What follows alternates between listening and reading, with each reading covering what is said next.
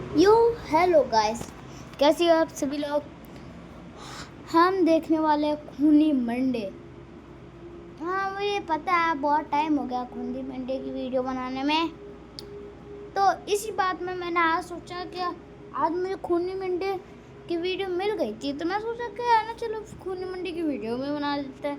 चलो बिना किसी देरी के शुरू। हम हर हफ्ते बड़ी मेहनत से आपके लिए एक दिल दहला देने वाली एनिमेटेड हॉरर स्टोरी बनाते हैं। तो अगर आप हमारी यानी खूनी मंडे चैनल की कहानियां एंजॉय कर रहे हैं तो हमारे चैनल को सब्सक्राइब कीजिए और हमारी लेटेस्ट वीडियोस की नोटिफिकेशन के लिए बेल आइकन दबाना मत भूलना।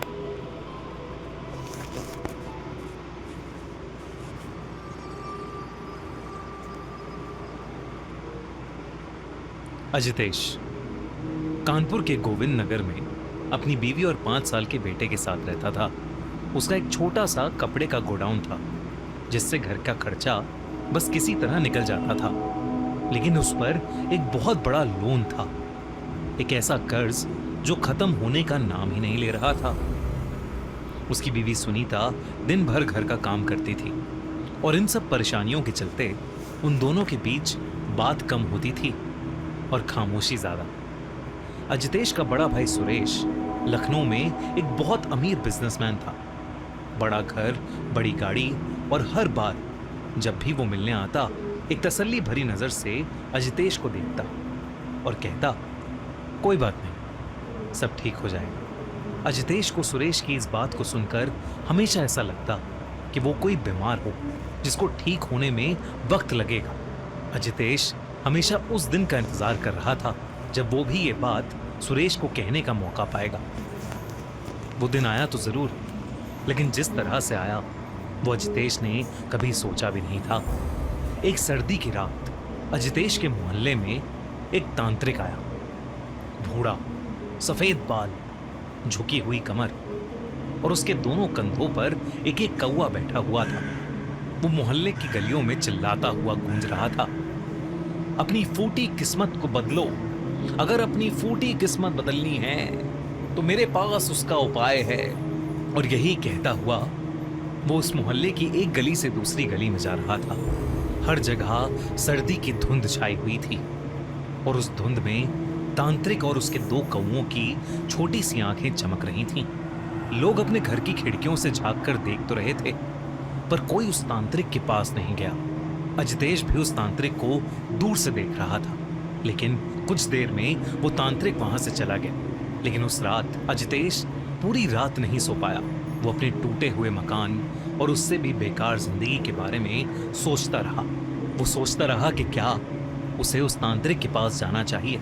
अगली सुबह बिना किसी से कुछ कहे अजितेश सीधा उस तांत्रिक को ढूंढते हुए उसके पास चला गया, इस उम्मीद में कि वो अपनी बुरी किस्मत किसी तरह बदल पाएगा। जैसे अजितेश ने सही टाइम पर किसी पंडित से बात करने का सोचा, वैसे ही मैंने भी। थोड़े टाइम पहले मेरी लाइफ में कुछ पर्सनल इश्यूज चल रहे थे जिसका कोई सोल्यूशन ना मेरे पास था ना मेरे दोस्तों और घर वालों के पास। और तो और धीरे धीरे ये इश्यूज इतने बढ़ते चले गए कि मैं खुद सोच में था कि मैं आखिर करूं तो क्या करूं। फिर एक दिन फोन स्क्रॉल करते हुए मुझे एस्ट्रोटॉक का ऐड आया। मैंने भी सोचा कि ट्राई करके देखता हूं, क्या ही हो जाएगा। मैंने वहां राजेश नाम के एस्ट्रोलॉजर से बात की। उन्होंने मेरी डेट ऑफ बर्थ और प्लेस ऑफ बर्थ मांगी और फिर तुरंत बताया कि आपकी लाइफ में ये इश्यूज चल रहे हैं। मैं शॉक्ड रह गया क्योंकि उनकी एक एक बात एकदम सच थी। मैंने उन्हें A to Z मेरी सिचुएशन बताई और फिर मैंने उनकी दी हुई गाइडेंस और रेमेडीज को फॉलो किया। धीरे धीरे मुझे अपने सारे इश्यूज में बहुत इंप्रूवमेंट दिखने लगा। दोस्तों, मेरा ये सब बताने का एक ही मोटिव है कि अगर आप भी लाइफ में किसी तरह की कंफ्यूजन में हैं, मैरिज, रिलेशनशिप, फाइनेंस या घर से रिलेटेड कोई इश्यूज हैं और आप उन इश्यूज के लिए गाइडेंस सीख कर रहे हैं, तो भी एस्ट्रोटॉक ऐप डाउनलोड करो और वहां जाके एक एक्सपर्ट से बात करो। फर्स्ट चैट भी बिल्कुल फ्री है। मैंने ऐप का लिंक डिस्क्रिप्शन और पिन कमेंट में डाल दिया है, तो जरूर चेकआउट करो इस ऐप। अजितेश लोगों से पूछ पूछ कर फाइनली उस तांत्रिक के पास पहुंच गया। अब भी उसके कंधों पर 2 कौवे थे। अजितेश ने अपने साथ हो रही परेशानी के बारे में उस तांत्रिक को बताया। उस तांत्रिक ने पूरी बात सुनी और फिर उसे कुछ ऐसा बताया जिसे सुनकर वो शॉक्ड हो गया। उस तांत्रिक ने उसे बताया कि कौवे पितृलोक के दूत हैं जिंदा और मुर्दा लोगों की दुनिया के बीच का दरवाजा। और अगर उन्हें काक तंत्र से सही ढंग से साधा जाए तो वो हर काम करते हैं जो इंसान के बस में नहीं होते। लेकिन ये सिद्धि बहुत खतरनाक है। ये इंसानी खून मांगती है। रोज सुबह बिना किसी चूक के अजितेश को अपनी उंगली काटनी होगी, थोड़ा सा खून दाने में मिलाना होगा और कौवे को खिलाना होगा। और अगर एक दिन भी चूक हुई तो सिद्धि टूट जाएगी और फिर खुद अजितेश की जिंदगी तबाह हो जाएगी। अजितेश ने उस तांत्रिक से कहा कि उससे कोई चूक नहीं होगी, इसलिए वो तांत्रिक अजितेश को काक तंत्र सिखाने के लिए मान गया। तांत्रिक ने अजितेश से खून लेकर दानों में मिला। भाई मैं तो वो कहीं तो गया, क्योंकि खूनी मंडे में ऐसे तांत्रिक बहुत खतरनाक होते हैं। आपने अगर ये वाली वीडियो देखी होगी तो आपने इनका है ना फोटो में देख लिया होगा कि है ना तांत्रिक क्या के काली थी। मैंने भी देखा अभी। चलो अभी देखते हैं इसके साथ उसके क्या कंधों होगा। पर बैठे कौवों को खिला दिया। डर काक नहीं तंत्र लगता पूरा इसको? हुआ। तांत्रिक ने अजितेश से जाते वक्त सिर्फ इतना कहा कि कौवों को कभी भूलना नहीं, क्योंकि ये माफ नहीं करते। अजितेश ने अपना सर हाँ में हिलाया और वहां से चला गया। पहले हफ्ते में ही अजितेश की वो डील क्लोज हो गई जो 3 साल से अटकी थी। फिर एकदम से अजितेश के पास बहुत सारा पैसा आना शुरू हो गया। रोज सुबह अजितेश उठता, उंगली काटता, दाने में खून मिलाता और कौवे उसे खाने आते। अजितेश ने नया घर ले लिया और सुनीता ने पहली बार घर में घुसते वक्त वो मुस्कान दी जो अजितेश ने काफी सालों से नहीं देखी थी। कई साल बीते। अजितेश अब रईस हो चुका था, पर ऐशो आराम की इस जिंदगी में एक सुबह उससे वो भयानक चूक हुई जिसे ना करने की सलाह उस तांत्रिक ने दी थी। वो कौवों को दाना डालना भूल गया। धीरे धीरे अजितेश दाना डालने की विधि हफ्ते में एक बार करने लगा और फिर टाइम के चलते वो भी बंद हो गई। लेकिन उसके बाद से नए घर के बाहर एक कौवा रोज सुबह कार पर बैठता और तेज आवाज करता। अजितेश चिड़ के पास जाता, कौवा उड़ जाता, लेकिन अगले दिन फिर उसी जगह उसी समय वो वापस आ जाता। ऐसा लग रहा था कि मानो वो अजितेश को कोई भयानक चेतावनी दे रहा हो। उसके बाद से अजितेश की जिंदगी में अजीबोगरीब चीजें होना शुरू हो गया। एक सुबह दरवाजे के सामने उसे एक कौवा मरा हुआ पड़ा मिला। अजितेश ने उसे कपड़े से उठाया, डस्टबिन में डाला, हाथ धोए और दिन भर के काम में लग गया जैसे कुछ हुआ ही नहीं। अजितेश अपनी अय्याशियों में मग्न था। धीरे धीरे उसके बिजनेस में लॉसेस आने लगे। लॉसेस पहले धीरे आए, फिर एक साथ, जैसे किसी ने एक ही बार में सब कुछ वापस मांग लिया हो। और उसे हर सुबह अपने दरवाजे के बाहर मरे हुए कौवों की लाशें मिलने लगी। इतना ही नहीं, जिस डील से उसे सबसे ज्यादा फायदा हुआ था वो कैंसिल हो गई। एक पार्टनर फ्रॉड करके गायब हो गया और अजितेश के गोडाउन में आग लग गई। पैसा कहां और कैसे जा रहा था अजितेश को समझ ही नहीं आ रहा था। ऐसा लग रहा था कि मानो कोई रोज उसकी तिजोरी खाली कर रहा है। नए घर में रहना उनके लिए अफोर्डेबल नहीं था।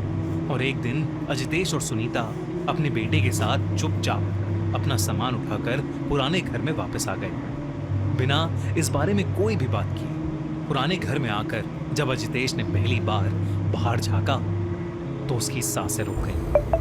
छत पर, दरवाजे पर, रेलिंग पर, पीपल की डाली पर जो घर से बिल्कुल सटी थी, हर जगह बस कौवे ही कौवे थे। चुप, बिल्कुल चुप।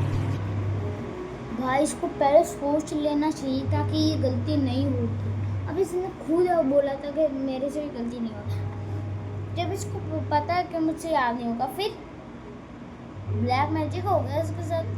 अब तो मरेगा। जो बिना हिले, बिना उड़े, एक टक सिर्फ घर को देखते रहते, जैसे वो जानते थे कि वो आएगा। अजितेश ने घबराहट के मारे दरवाजा बंद कर लिया, पर्दे खींचे और कुछ देर अंदर ही रहा। उस रात पूरे समय अजितेश के बेडरूम की खिड़की पर टक टक होती रही। एक कौवा बैठा उसकी खिड़की के कांच पर बार बार अपनी चोंच मार रहा था। अजितेश ने ध्यान से देखा तो उस कौवे की लाल आंखें रात के अंधेरे में चमक रही थीं और अजितेश को ही घूर कर देखे जा रही थीं। अजितेश ने अगली सुबह उठते ही अपनी उंगली पर एक कट लगाया और अपना खून दानों पर लगाकर कौओं के खाने के लिए रख दिया, लेकिन कोई भी कौआ नहीं आया। अजितेश का बड़ा बेटा, जो अब 15 साल का हो गया था, वो अब बहुत शांत रहने लगा था। वो किसी से कुछ नहीं बोलता था। कोई उससे ज्यादा पूछताछ करता तो वो उसके ऊपर गुर्रा देता। बस दिन रात वो अपनी कॉपी में काले कौवे बनाता रहता, इतना कि क्रेयॉन से उसके हाथ भी काले हो गए थे। एक रात कुछ ऐसा हुआ कि अजितेश बेहद डर गया। उसने शीशे में अपनी गर्दन पर निशान देखे, गहरे, काले, बिल्कुल चोंच के जैसे। लेकिन वो कब आए, कैसे आए, उसे कुछ समझ नहीं आ रहा था। अजितेश अब बहुत ज्यादा घबराने लगा था। वो फिर से उस तांत्रिक की तलाश में निकला। तांत्रिक की झोपड़ी का दरवाजा थोड़ा सा खुला हुआ था।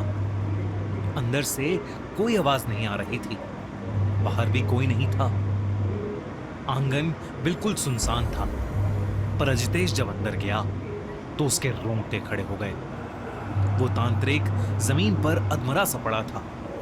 उसके शरीर पर गहरे निशान थे, चोंच के, पंजों के। कपड़े फटे हुए थे और उसके चारों ओर कौवे ही कौवे थे। तांत्रिक अधमरी हालत में भी अजितेश को देखते ही उस पर चिल्ला पड़ा, मूर्ख, तेरी वजह से आज मेरी ये हालत है, निकल जा यहां से, वो अब तुझसे सब कुछ छीन लेंगे। तांत्रिक के नफरत भरे शब्द सुनकर अजितेश सहम गया और बिना रुके सीधा अपने घर चला गया। और तब उसने अपनी बीवी सुनीता को सब कुछ बता दिया। उस रात आसमान में गहरे काले बादल छा गए। पहले एक कौवा आया, फिर 10, फिर 100, फिर इतने कि आसमान का रंग ही बदल गया। उनकी चेंचे की आवाज एक साथ हवा को काट रही थी। अचानक अजितेश का नाम उसकी बीवी सुनीता ने जोर से चीखा।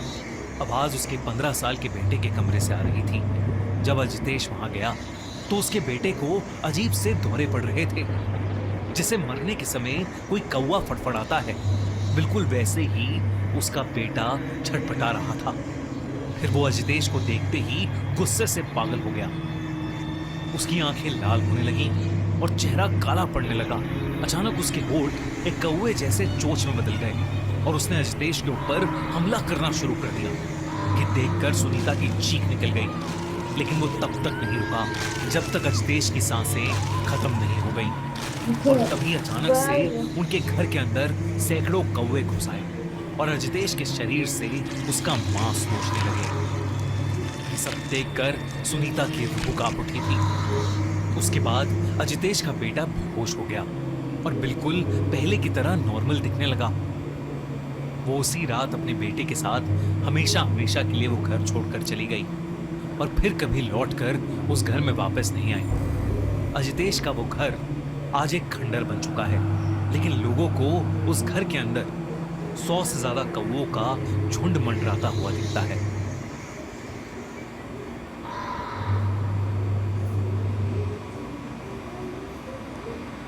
अगर आपको ये वीडियो अच्छी लगी तो लाइक करना एंड सब्सक्राइब करना, शेयर करना। और आपको ये वीडियो कैसी लगी इसके बारे में आप है ना राय करना, कमेंट में ज़रूर बताना कि आपको ये वीडियो कैसे लगी। मुझे हॉरर लगी, हॉरर वीडियो हॉरर लगेगी और कैसे लगेगी। तब तक के लिए इतना ही। जब तक मैं मिलता हूँ अगले वीडियो में। Bye bye.